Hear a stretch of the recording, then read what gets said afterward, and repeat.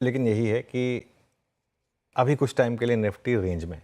अपना firm bottom बना, ऊपर ये फंसने वाले जोन, अपने रेजिस्टेंस जोन के आसपास आके उसके ऊपर जा नहीं पा रहा। बिल्कुल, तो मार्केट में अभी रेंज है। एक लोअर लेवल पर आपका रिसेंट लो डिफेंड हो रहा है, हायर लेवल पर 20 डे डिफेंड हो रहा है। छोड़ देते हैं कुछ टाइम के लिए निफ्टी को, जरूरी थोड़ा ना है। आपको इंडिविजुअल स्टॉक्स में अच्छे ट्रेड्स मिल रहे हैं, लेकिन जो कंपल्सिव ट्रेडर्स हैं उनके लिए मैं लेवल्स बता देता हूँ। सबसे इंपॉर्टेंट रेंज, बार बार मैं डिस्कस कर रहा हूँ इस रेंज को, 24,694 से 25,292। ये रेंज क्या है? रीसेंट लो और 20 डे मा। अगले कुछ टाइम के लिए निफ्टी में स्ट्रिक्टली इंट्राडे ट्रेड लें। दो रीज़न से आप ओवरनाइट रिस्क इस मार्केट में नहीं ले सकते। ओवरनाइट चाइना या अगर इजराइल से कुछ भी आ गया तो आपको गैप डाउन मिल जाएगा इसके लिए। तो इसके लिए स्ट्रिक्टली इंट्राडे ट्रेड रखें। रेजिस्टेंस कहाँ मिलेगी पहले, क्योंकि हम गैप अप के साथ खुल रहे हैं, मतलब माइनर गैप अप 25,028 से लेकर 25,075 फ्राइडे का हाई और 50 डे एक्सपोनेंशियल मूविंग एवरेज। इतनी आसानी से नहीं निकलेगा ये। अगर ये निकला तो मुझे लग रहा है उसके बाद 25,150 से 25,200 पॉसिबल है, जो आपका 10 डे एक्सपोनेंशियल मूविंग एवरेज और ऑप्शंस का जोन है। और अगर ये क्रॉस हुआ 25,200, उसके बाद आखिरी रेजिस्टेंस बचेगी आपकी 25,292 या 25,300 कर लीजिए उसको, 20 डे एक्सपोनेंशियल मूविंग एवरेज। ये तोड़ना सबसे ज़रूरी है। सरदर्द सबसे बड़ा यही रहने वाला है। सपोर्ट कहाँ मिलेगा आपको? पहला सपोर्ट है आपका 24,900 से 24,950, फ्राइडे का लो 24,920 पर था वो। और बड़ा सपोर्ट है आपका 24,800 से 24,900 ऑप्शंस के हिसाब से। अगेन अगर 24,800 टूटा तो फिर उसके बाद आखिरी सपोर्ट आपका मिलेगा 24,694 पर। मेरी अप्रोच क्या रहेगी निफ्टी पर? कंपल्सिव ट्रेडर अगर आप हैं तो सपोर्ट 1 के जितना करीब हो सके वहाँ खरीदें, और रेजिस्टेंस 1 के जितना करीब हो सके वहाँ पर बेचें, और दोनों में एक स्टॉप लॉस लगा दें, सपोर्ट 2 और रेजिस्टेंस 2 के आसपास। तो सपोर्ट 1 के लोअर लेवल के आसपास खरीद कर सपोर्ट 2 के अपर एंड का एक रेजिस्टेंस, एक स्टॉप लॉस लगा दें। और अगर आप बेच रहे हैं तो रेजिस्टेंस 1 के अपर एंड के करीब करीब बेचने की कोशिश करें, और रेजिस्टेंस 2 के लोअर एंड का एक स्टॉप लॉस लगा दें। तो ये एक अप्रोच होगी इस समय निफ्टी पर, स्ट्रिक्टली इंट्राडे। हाँ, मार्केट में आपको तैयार रहना है। अगर मार्केट आपको साइन दिखा रहा होगा कि अपसाइड या डाउनसाइड के लिए तैयार है पोजिशनली, तो व्यू ले लेंगे फिर हम। बिल्कुल ठीक।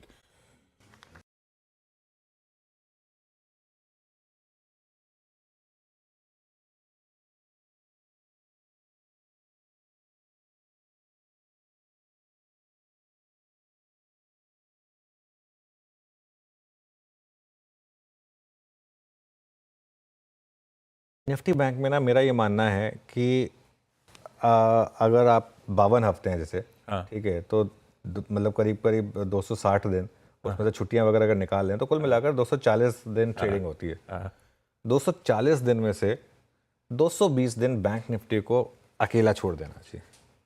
बैंक निफ्टी में ट्रेडिंग करने के मौके आते हैं सिर्फ 20 दिन, लेकिन उस 20 दिन में इतना पैसा बनाइए कि वो बाकी के 220 दिन आपको कुछ ना करना कंपनसेट हो जाए, क्योंकि वो इंडेक्स ऐसा है। बहुत लोगों का ये मानना है। मैं वीकेंड पे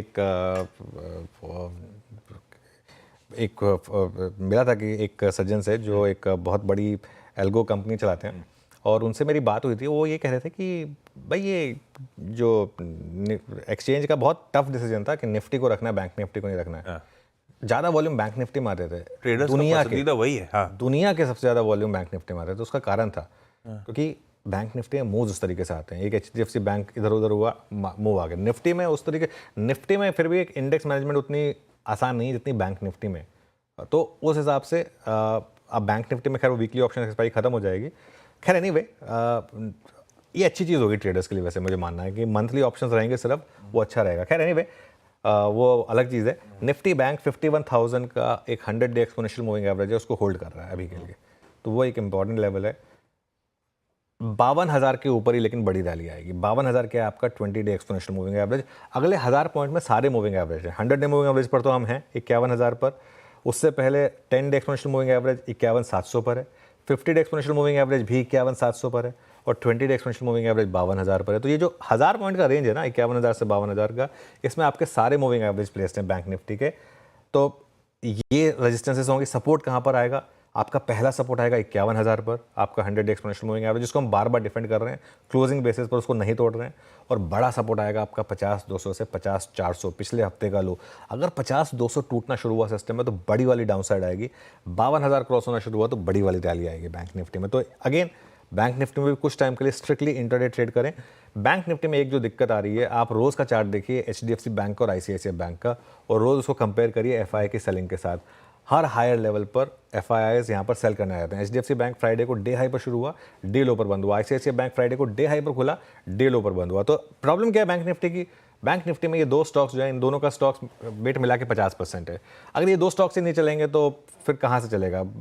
ये मतलब बेसिकली बैंक निफ्टी की इस समय दिक्कत है। इसके लिए बैंक निफ्टी को कुछ टाइम के लिए छोड़ दें या फिर स्ट्रिक्टली इंट्राडे ट्रेड करें। हाँ, जो भी ट्रेड्स लें बैंक निफ्टी में, एक चीज़ का ध्यान रखें, एक स्टॉप लॉस आपको 300-400 पॉइंट का रखना होगा। अगर वो आप रख सकते हैं, गुड फॉर यू। अदरवाइज जैसा मैं कह रहा हूँ, 240 में से 220 दिन बैंक निफ्टी को इग्नोर करिए, बाकी के 20 दिन आपको अच्छी ट्रेड देता है। आज इग्नोर करने वाला दिन है, आज इग्नोर करने वाला दिन है। बस हो गया खत्म। स्क्रीन पे देखेंगे, अगर स्क्रीन पे दिखा, अगर देखिए, मैं जबरदस्ती की ट्रेड नहीं देता कि ट्रेड देनी ही देनी है, मतलब ये लेवल मेंशन करने ही करने की यहाँ पर खरीदें, उसमें स्टॉप लॉस लगते ही लगते हैं। तो उसके लिए क्या फायदा है? मतलब आप आराम से जब मौके आएंगे तब सीधा एक, जब ट्रेंडिंग मौका आएगा तब उस पर अप्रोच करेंगे फिर। ना बिल्कुल ठीक।